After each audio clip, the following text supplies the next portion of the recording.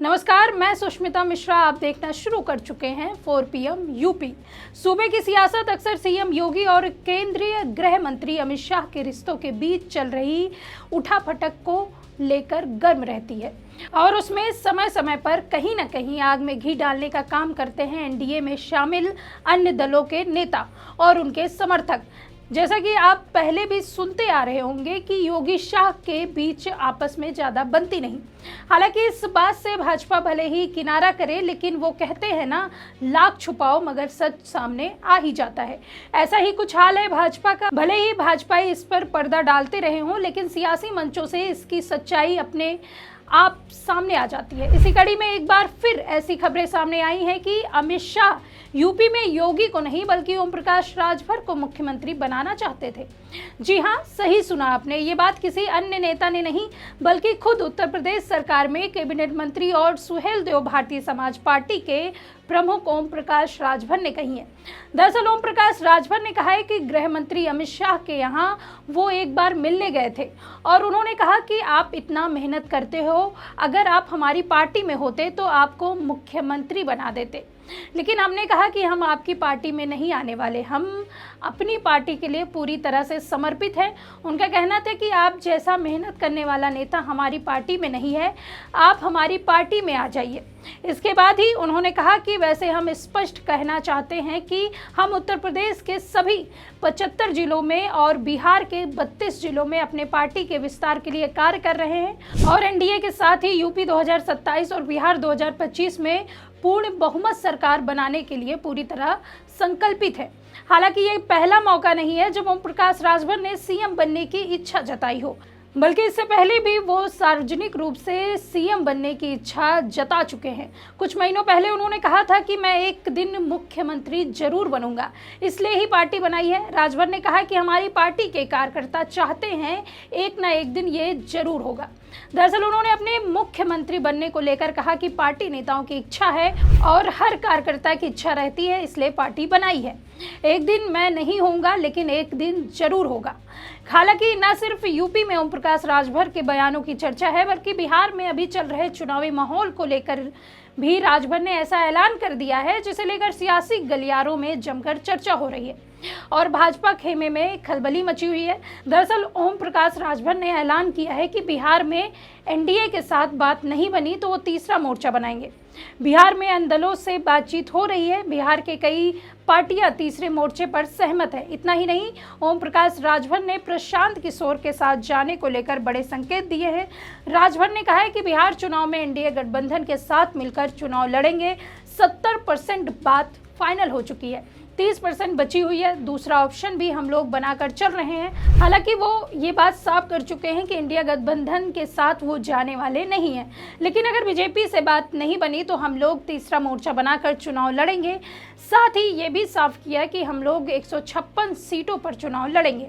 ऐसे में एक बात तो तय है कि अगर कहीं राजभर ने एनडीए के साथ खेल कर दिया तो भाजपा को लेने के देने पड़ जाएंगे, क्योंकि एनडीए के गठबंधन से सिर्फ राजभर ही नहीं नदारद बताए जा रहे हैं, बल्कि एनडीए गठबंधन में शामिल अन्य दलों के नेताओं के मनमुटाव की खबरें सामने आ चुकी हैं। जी हां, हम दरअसल बात कर रहे हैं संजय निषाद की। जैसा कि आप जानते हैं कि योगी आदित्यनाथ की अगुवाई वाले एनडीए सरकार के तीनों सहयोगी मंत्री पिछले हफ्ते दिल्ली में एकजुट होकर बीजेपी को संदेश देते हैं और अब गठबंधन तोड़ने की धमकी दे दी है। इस तरह के 2027 के विधानसभा चुनाव से पहले सियासी तेवर दिखाकर उन्होंने गेंद बीजेपी के पाले में डाल दिया है। दरअसल यूपी की सियासी हवा में उस वक्त भी भूचाल आ गया जब योगी सरकार में मंत्री और निषाद पार्टी प्रमुख संजय निषाद ने गोरखपुर में एक प्रेस कॉन्फ्रेंस के जरिए बड़ी धमकी दे डाली। इस पीसी के जरिए उन्होंने कहा कि बीजेपी को अगर उनसे फायदा नहीं है तो वो गठबंधन तोड़ सकते हैं। यही नहीं, संजय निषाद ने कहा कि बीजेपी अपने स्थानीय नेताओं से सहयोगी दलों पर हमले करवाना बंद करे, नहीं तो आगे दोस्ती बनाए रखना मुश्किल हो जाएगा। हैरत की बात यह है कि ये बात उन्होंने सिर्फ निषाद पार्टी के लिए नहीं बल्कि ओम प्रकाश राजभर की, सुभाषपा और जयंत चौधरी की आरएलडी के लिए भी कही है। फिर क्या संजय निषाद ने जैसे ही गठबंधन तोड़ने की धमकी वाला बयान दिया, बीजेपी में खलबली मच गई और बयान के कुछ घंटों के भीतर पार्टी ने डैमेज कंट्रोल की शुरुआत कर दी। संजय निषाद ने कहा कि जैसे ही बीजेपी को ओम प्रकाश राजभर समाज का वोट और आरएलडी से जाट समाज का वोट मिला, वैसे ही निषाद समाज का वोट उन्होंने बीजेपी को दिलाया है। बावजूद इसके बीजेपी के कुछ नेता उनके खिलाफ बयानबाजी कर रहे हैं। संजय निषाद ने बाकायदा जयप्रकाश निषाद, पीयूष रंजन निषाद और राज्य मंत्री रामकेश निषाद का नाम लेकर ये बात कही। ऐसे में अब सवाल खड़े होने लगे हैं कि आखिर संजय निषाद की नाराजगी की असली वजह क्या है और इससे सूबे की सियासत पर क्या असर पड़ेगा और भाजपा को क्या नुकसान होगा। संजय निषाद बीजेपी नेताओं पर ऐसे नहीं भड़के हैं, बल्कि उन्हें लगता है कि बीजेपी अपने निषाद चेहरे को आगे कर निषाद पार्टी को कमजोर करने की जुटी हुई है। यही नहीं, कई नेता ऐसे हैं जो बड़े नाम तो नहीं हैं, लेकिन निषाद पार्टी के नेताओं के बारे में जिले में अनर्गल बयानबाजी कर रहे हैं और उन्हें बीजेपी के दूसरे नेता शह दे रहे हैं। बीजेपी के पूर्व सांसद जयप्रकाश निषाद और फतेहपुर की पूर्व सांसद और पूर्व केंद्रीय मंत्री साध्वी निरंजन ज्योति संजय निषाद के निशाने पर हैं।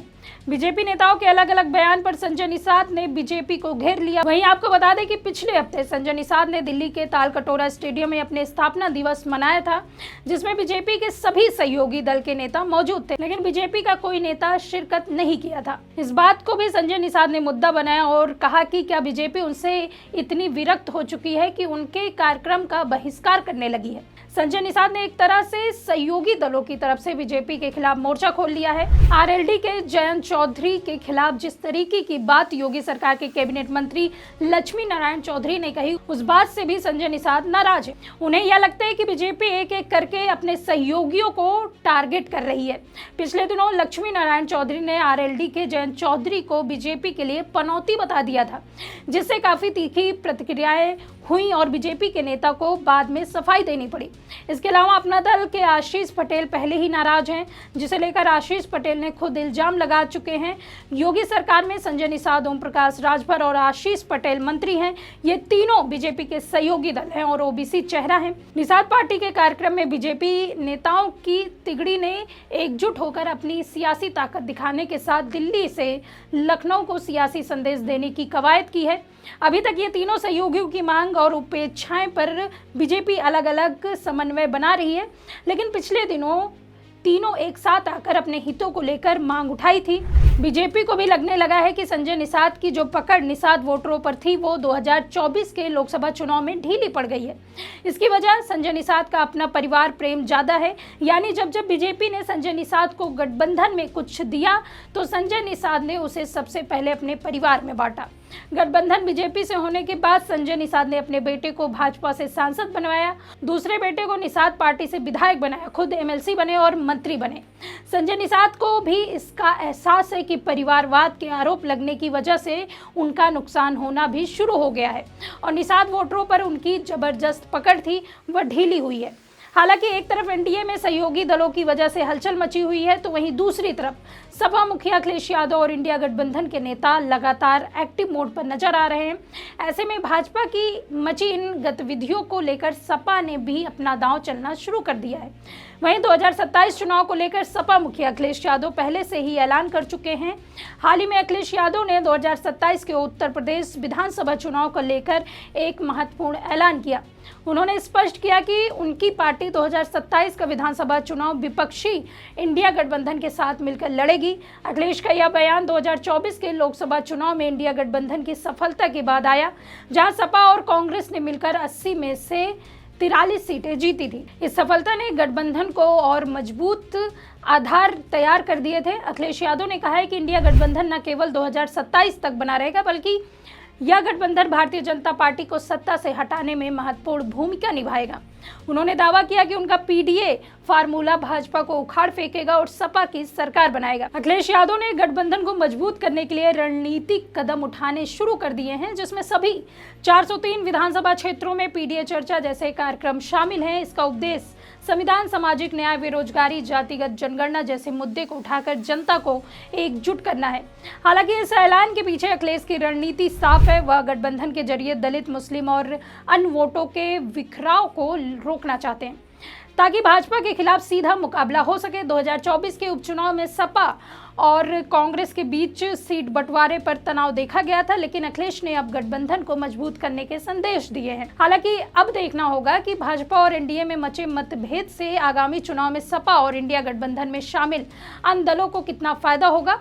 वहीं अभी मौजूदा समय में जिस तरह से एनडीए में शामिल दलों के नेताओं के बयान सामने आ रहे हैं, इससे एक बात तो तय है कि आगामी 2027 का विधानसभा चुनाव भाजपा के लिए आसान नहीं होने वाला है। फिलहाल के लिए इस खबर में इतना ही। तब तक के लिए देखते रहिए 4PM यूपी। मैं सुष्मिता, धन्यवाद।